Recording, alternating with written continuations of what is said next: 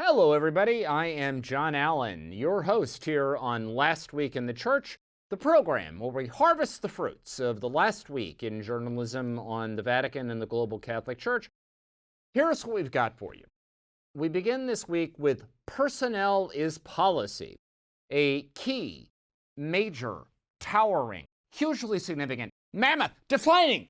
I don't even know what adjective or adverb to use, but anyway, a really big personnel move by Pope Francis on Saturday signals the kind of papacy we can expect from here on out. We will break down the significance of all of it for you. Secondly, we've got A Gentleman in Moscow, a reference to a novel that is basically my wife's favorite piece of literature, which I also love, and she has introduced many of our friends to. Only, I'm not actually talking about the novel here. I'm talking about Italian Cardinal Matteo Zuppi, the Pope's personal peace envoy for the conflict between Ukraine and Russia, who this past week was in Moscow. Will explain what he accomplished, what he didn't, and what it might all mean. Third up, we've got learning from experience. This week, Pope Francis celebrated a pallium mass for newly minted archbishops around the Catholic Church over the last year, a lineup that included the America's newest archbishop, the Archbishop of Las Vegas, George Thomas. We had the pleasure of sitting down with Archbishop Thomas this week, and we will talk about how his deep and remarkable experience of leadership in the Catholic Church has shaped his outlook. Fourth up this week, what we have for you is, what we got here is failure to communicate. I am not, in this instance, making a reference to the 1967 Paul Newman classic Cool Hand Luke, although I'd love to. I mean, come on, who can eat 50 eggs, right? But instead, I am talking about the Vatican's institutional communications, some reflections thereupon triggered by the feast this past week of Saints Peter and Paul. Finally, we have Sense and Sensibility, which is definitely not a reference to Jane Austen, but merely a reflection of the fact that I needed some phrase that had the letter S in it in a big-time way, because this has been a very bad week for American bishops whose last names start with the letter S. We'll explain what happened and why it matters. All of that is waiting for you this week on Last Week in the Church, so please, please, I am begging you, don't go anywhere. Don't change that dial. Don't click off. Don't check cute cat videos. Stay where you are. We will be right back. All right, everybody, welcome back. Happy Tuesday to you. If you were watching this in the United States, happy July 4th. Hope you're having a great holiday. You know, every now and then, I think to myself, what would happen if I have to show up for filming this video on a Monday when nothing important or big on the Vatican beat had happened, right? And I had to try to scramble to fill a half hour with meaningless stuff. Now, the thing of it is, we've been doing this show for a year and a half, and you know what? That's never happened. Because in the Pope Francis era, there is always big news to talk about. And so, we begin this week with really, really, really big news.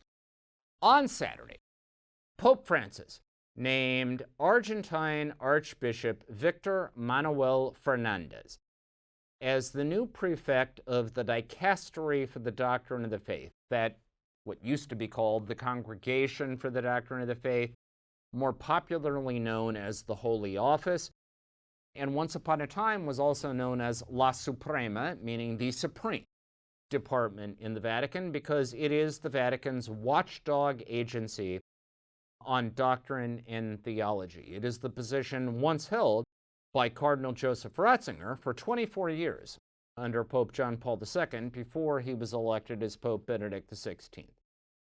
Now, what is the significance of all of this? Well, let's begin with the fact that probably there is no figure in global Catholicism who is more closely identified with the agenda, the vision, the theological outlook of the Francis papacy, other than Archbishop Fernandez of Argentina. He was, at the time that then Cardinal Archbishop Jorge Mario Bergoglio became the Cardinal Archbishop of Buenos Aires, Fernandez was a professor of theology at the Catholic University in Argentina. He then, under Francis, later became the rector of the university. Then he became the Archbishop of La Plata in Argentina. Throughout all of that, he has been probably, I think to call him the theological Svengali of Pope Francis is probably overselling it a bit, because Pope Francis is not under anyone's thumb or sway. But nevertheless, Fernandez is probably his most important theological and doctrinal advisor. We know, for instance, that at the Conference of Latin American Bishops in 2007 in Aparecida, Brazil, a trip I was on, by the way, when Pope Francis, then Cardinal Bergoglio, was the lead editor of the final document of that conference, Fernandez, then Father Fernandez, was his peritus, basically, his theological expert. And that document in Aparecida, which called for a grand continental mission in Latin America, was in some ways the blueprint for Francis's papacy. We also know that when Pope Francis issued Evangelii Gaudium, the Joy of the Gospel, his initial apostolic constitution in 2013, Fernandez was in many ways the lead drafter or ghostwriter of that document. We know that when Pope Francis issued Amoris Laetitia in 2016, his document concluding the synods on the family in 2014 and 15 that opened a cautious door to reception of communion by civilly divorced and remarried Catholics, that Fernandez was a lead contributor to that document. In fact, textual analysis showed that there were whole paragraphs of Amoris Laetitia that basically were lifted from articles Fernandez had written on the subject about a decade before. So, in so many ways, Archbishop Fernandez has been, the lodestar, the kitchen cabinet, right?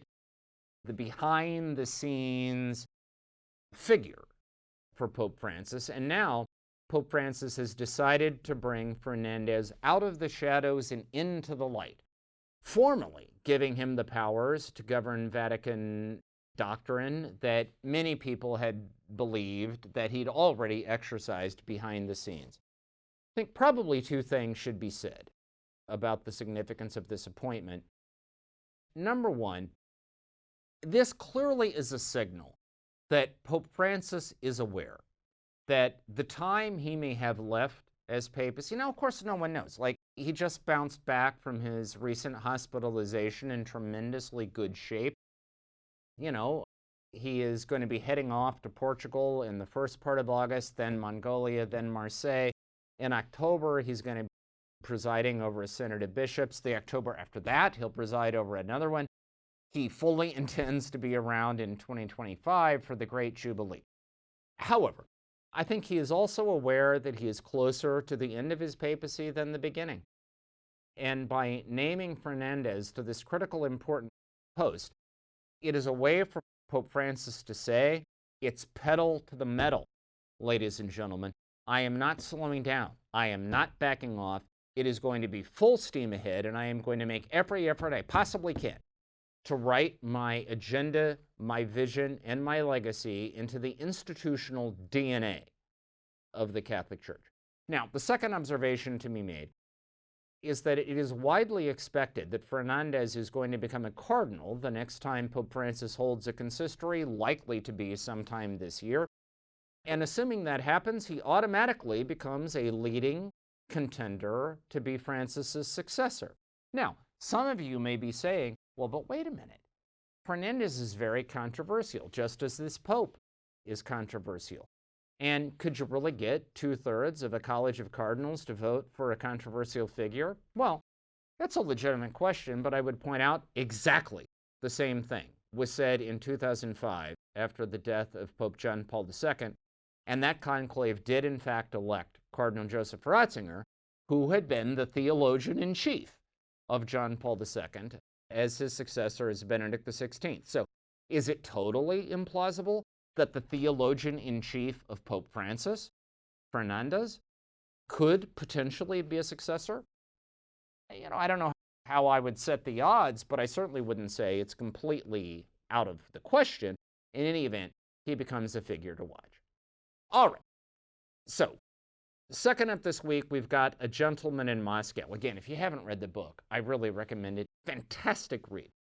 But in this case, we are not talking about the novel. We are instead talking about Italian Cardinal Matteo Zuppi, who is Pope Francis's personal envoy, his troubleshooter, his beloved elder son, I don't know. But in any event, the guy upon whom Pope Francis's favor rests, who has been charged with trying to bring peace to the conflict in Ukraine involving Russia.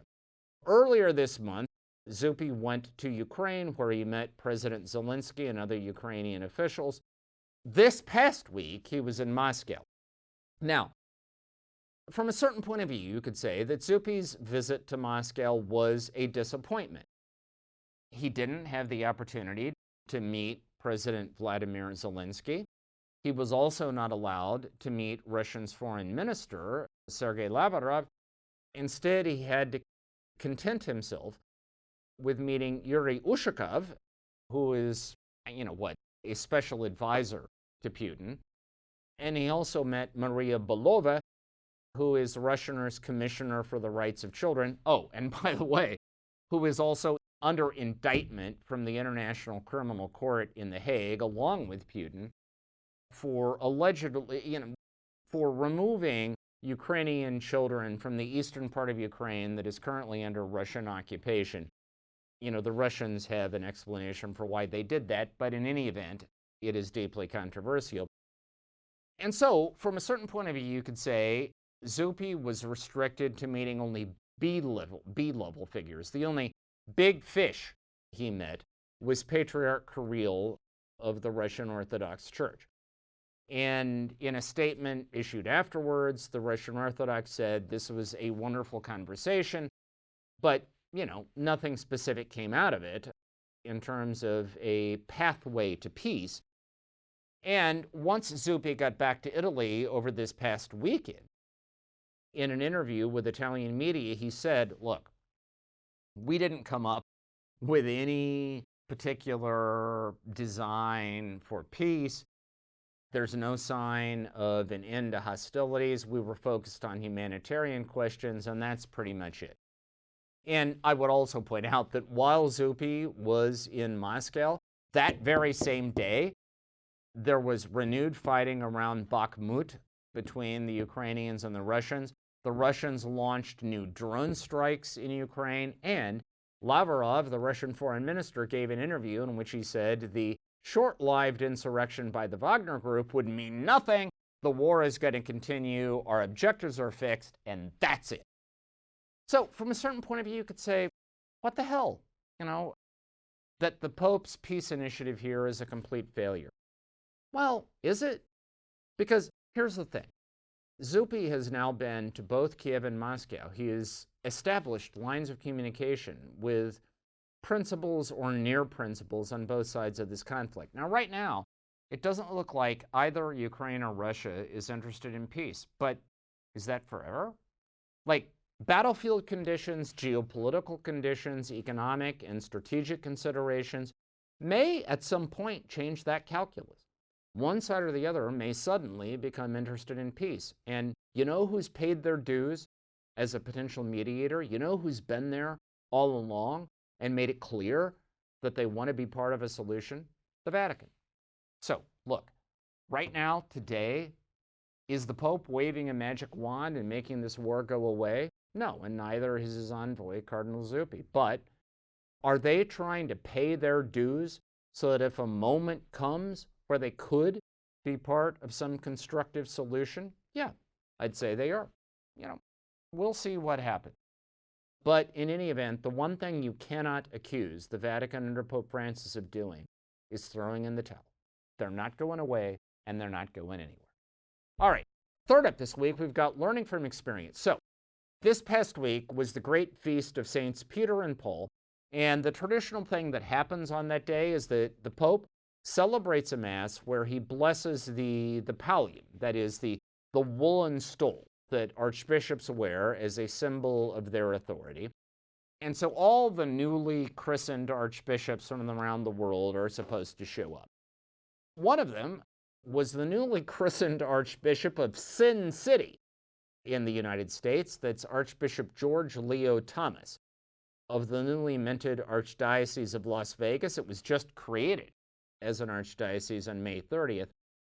Now, what that means is that Thomas is the newest archbishop in the United States, but you would make a deep mistake if you think that therefore he's some kind of neophyte when it comes to leadership in the Catholic Church, because the truth of it is that Thomas, who is now 73 years old, is arguably one of the most prepared men in the Catholic Church to become an archbishop in, like, well, I don't want to say all of history, because the Catholic Church has more than 2,000 years of history, but at least in recent memory. I mean, not only was he the bishop of Helena, Montana, from 2004 to 2018, and then the Bishop of Las Vegas from 2018 until May 30th.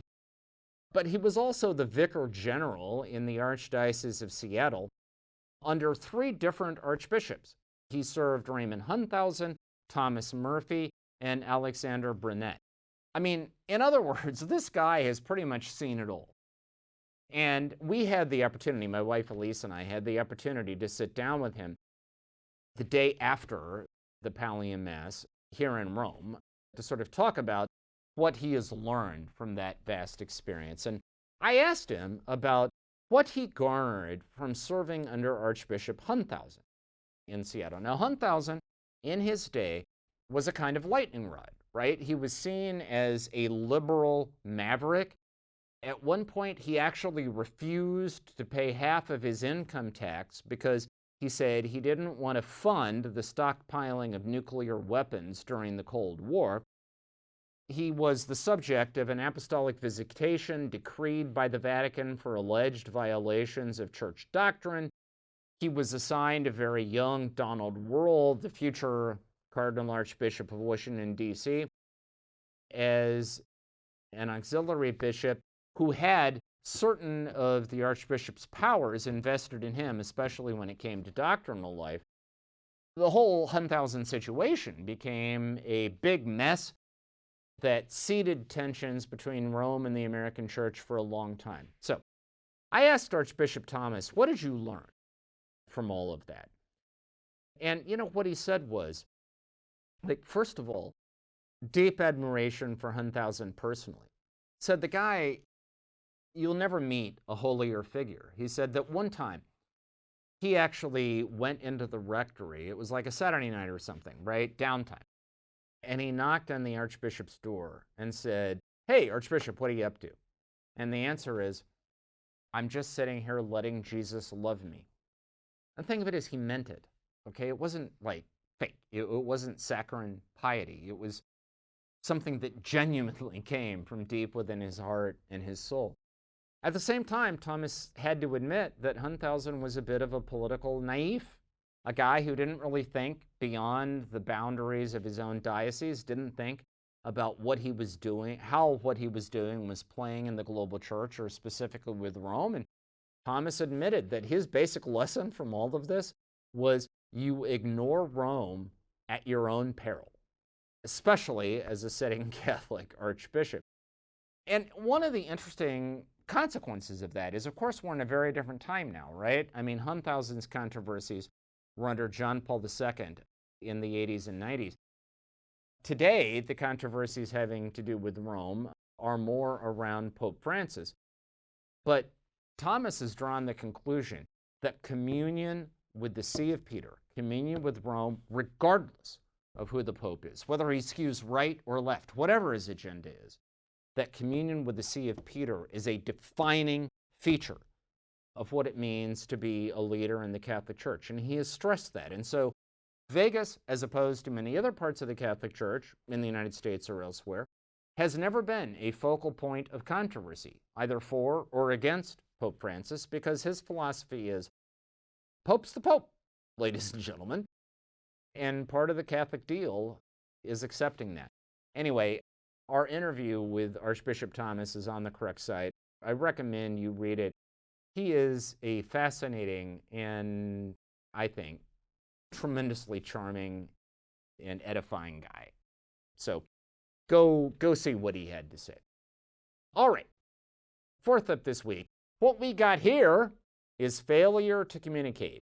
That, of course, is a line from Cool Hand Luke, but I'm using it as a shorthand way of referring to a recent interview that Major Archbishop Sviatoslav Shevchuk, the head of the Greek Catholic Church in Ukraine, gave to a Ukrainian news outlet. Now, this interview was sprawling and it covered many points, but one of the things he talked about was Vatican communications. Shevchuk noted that Pope Francis has attempted to reform the Roman Curia, the central governing bureaucracy of the Vatican, but in Shevchuk's opinion, this reform has not increased the efficiency of the Vatican. If anything, it's diminished it.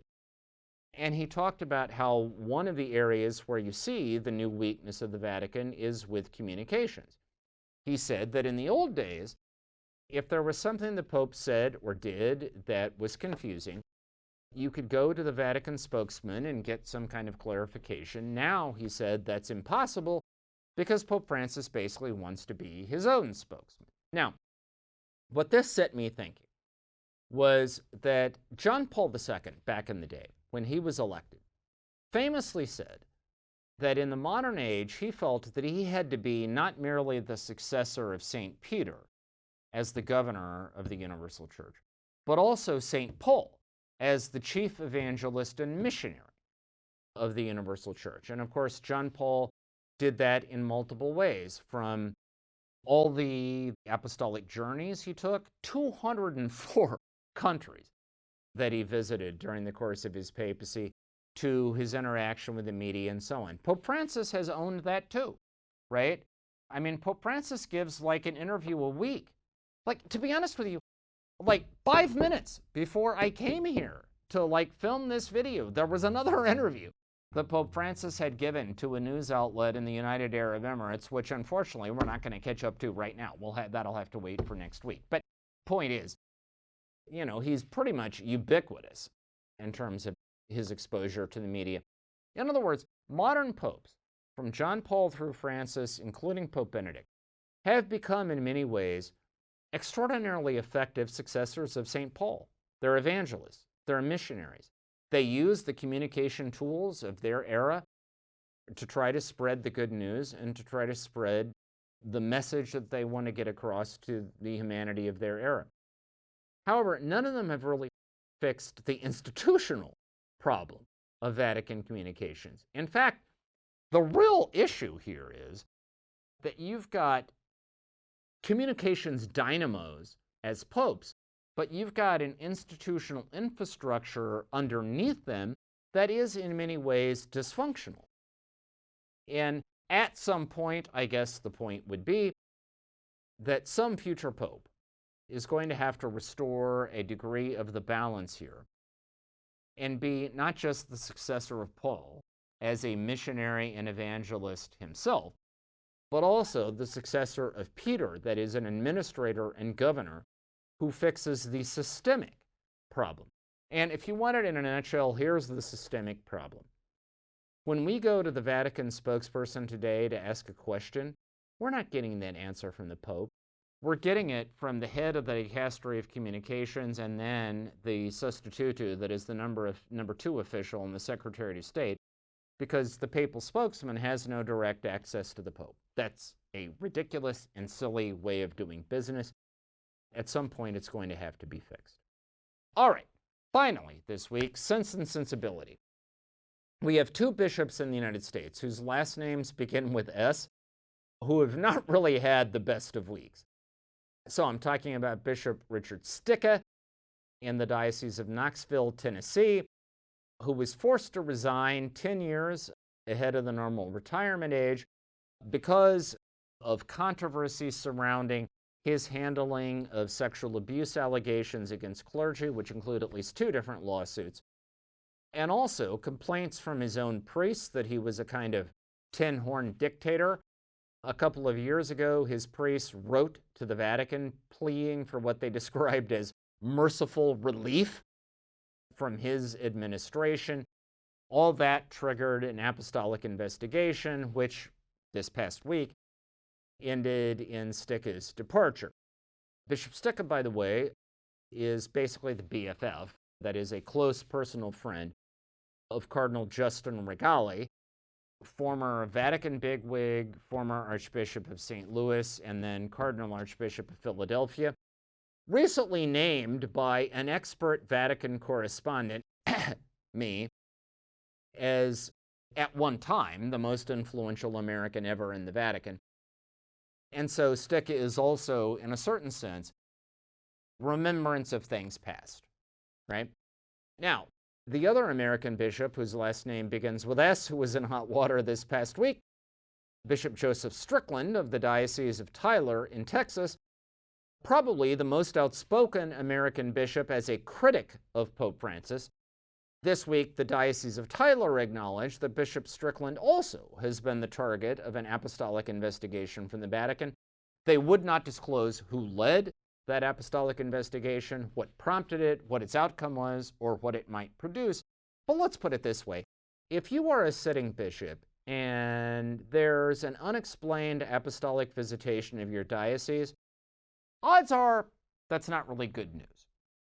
Now, Bishop Strickland recently issued a tweet in which he said that while he acknowledges the legitimacy of Pope Francis, he believes that much of his teaching has been unfortunate and negative and, damaging. Let me just say this. If you're a sitting bishop of the Catholic Church and you can only grudgingly acknowledge that your boss, the Pope, was actually legitimately elected, you're probably not going to be in the Pope's Christmas card list, right? That's not really a prescription for, winning friends and influencing people. I don't know what the future is going to hold for Bishop Strickland, but I would suggest that having had an apostolic visitation, I wouldn't be looking for him to be getting a red hat or being named the head of the Vatican dicastery anytime soon, right? Probably not in the Pope's personal favor. So, I suppose the message here is that American bishops who are seen as in one way or another publicly dissenting or not carrying forward Francis's agenda, you're on the Vatican's radar screen, guys. And, there might well be some follow-up to that. Now,